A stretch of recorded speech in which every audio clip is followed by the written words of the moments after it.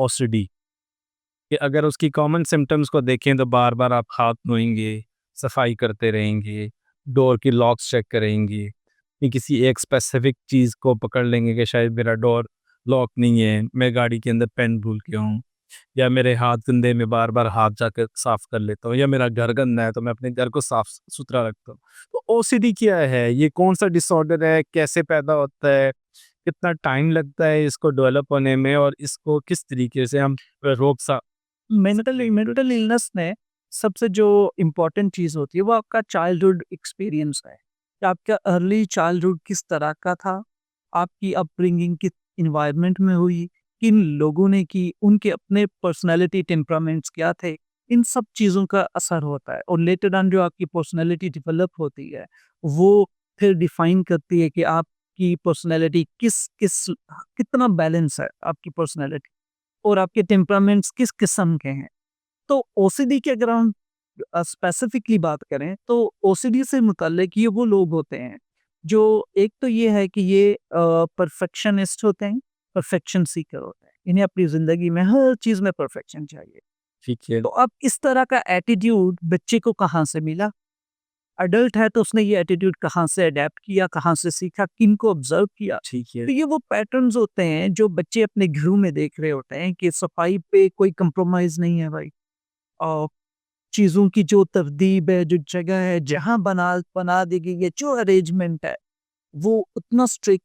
तो जितनी स्ट्रिक्ट आपकी पेरेंटिंग होगी और जितना ज़्यादा फ़ोकस किया जाएगा चीज़ों की मैनेजमेंट पे, चीज़ों की तरतीब पे, चीज़ों को ऑर्डर करने पे, तो ये वो सारे के सारे रिचुअल्स और पैटर्न्स हैं। जैसे फॉर एग्ज़ाम्पल कोई ऐसे फैमिलीज़ होती हैं, हम देखते हैं कि वो डायग्नोज़ नहीं होते, लेकिन वो बहुत ज़्यादा सेंसिटाइज़्ड होते हैं जर्म्स से रिलेटेड, कंटामिनेशन।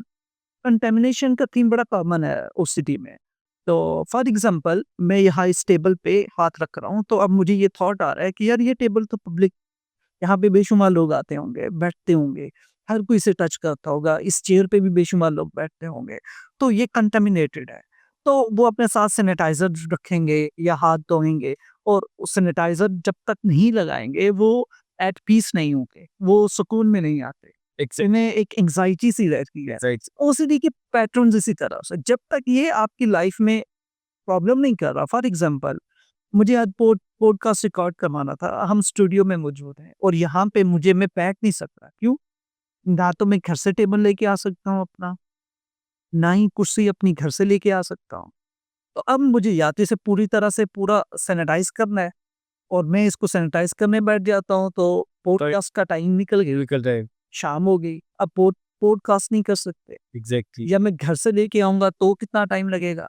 या मैं बार-बार ड्यूरिंग पॉडकास्ट उठ के जाऊँ, जाके वॉशरूम में हाथ धो के आऊँ, या सैनिटाइज़र बार-बार निकालूँ, और जैसे ही थॉट आई मैं सैनिटाइज़ करके फिर बैठ जाऊँ, फिर हाथ लग गया, फिर क्योंकि जब तक यहाँ बैठा हूँ ये तो स्ट्रेस इंड्यूसिंग है, एंग्ज़ायटी इंड्यूसिंग सिचुएशन। इससे आपकी जो जॉब परफ़ॉर्मेंस है वो बड़ी कॉम्प्रोमाइज़ रहेगी। डिफरेंट थीम्स है ओसीडी के। वो थिंग्स जब भी उन चीज़ों से जब भी आप एक्सपोज़्ड होंगे, जब आप उनको देखेंगे, उनको टच करेंगे, आपको एक जो है ना साइकोलॉजिकल थॉट्स आना शुरू हो जाते हैं, आपकी एक नेगेटिव थिंकिंग स्टार्ट हो जाती है उन चीज़ों से रिलेटेड कि मैं गंदा हो गया हूँ, मेरे हाथ ठीक नहीं है, या मैंने ये चीज़ देखी, अब मुझे एक ख़ास रिचुअल करना है, एक ख़ास अंदाज़ से मैंने वो काम सर-अंजाम देना है।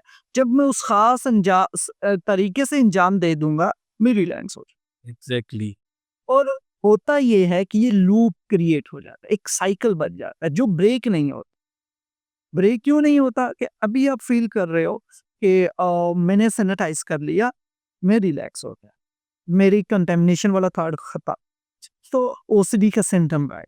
अब फिर से मैंने हाथ टच को, और विदिन अ सेकंड्स दोबारा वो लूप वही थॉट है कि फिर वही कोई होता है कि significant amount of time invest हो रहा होता है कि आप वॉशरूम गए हो और दो के हाथ वो सेटिस्फेक्शन नहीं हो रही कि अभी भी जर्म्स है, अभी भी जर्म्स हो गए, अभी भी मैं साफ नहीं हुआ, कि पानी टैंक खाली हो गया, अब इसे डिजीज कहेंगे, अब लोग एडमिशन के लिए आएंगे, अब उसको वो एडमिशन की जरूरत है, ट्रीटमेंट की जरूरत है।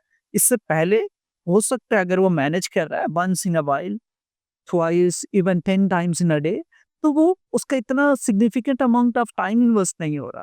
तो कोई भी डिजीज़ है उसको साइकोलॉजिकल क्राइटेरिया पे लाने के लिए या डायग्नोसिस के लिए उसकी सिविरिटी और उसका ड्यूरेशन ये बड़ा इंपॉर्टेंट होता है, उसी की बेस पे डिसाइड किया जाता है। तो उसलिए कि बेशुमार थीम्स हैं, उनमें से सबसे कॉमन थीम ये है कि जो हाथ धोते रहते हैं, कुछ उनको सिक्योरिटी से रिलेटेड वो थॉट्स आते रहते हैं, पता नहीं मैंने दरवाज़ा बंद किया था या नहीं बंद किया था, पता नहीं मैंने ये किया था, नहीं किया था, या नमाज से रिलेटेड रहता है कि मैंने नमाज कोई भी चीज़ ये है ऐसे मैंने 1 रकअत भूल गया हूँ, मैंने दोबारा 2 दफ़ा जो है वो तस्बीह पढ़ी है रुकू की और वो ठीक नहीं पड़ी। वुज़ू बस नहीं बस नमाज़ रिपीट कर रहे क्योंकि जब तक वो रिपीट नहीं करेगा उसे चैन नहीं मिलेगा, सुकून से मिलेगा।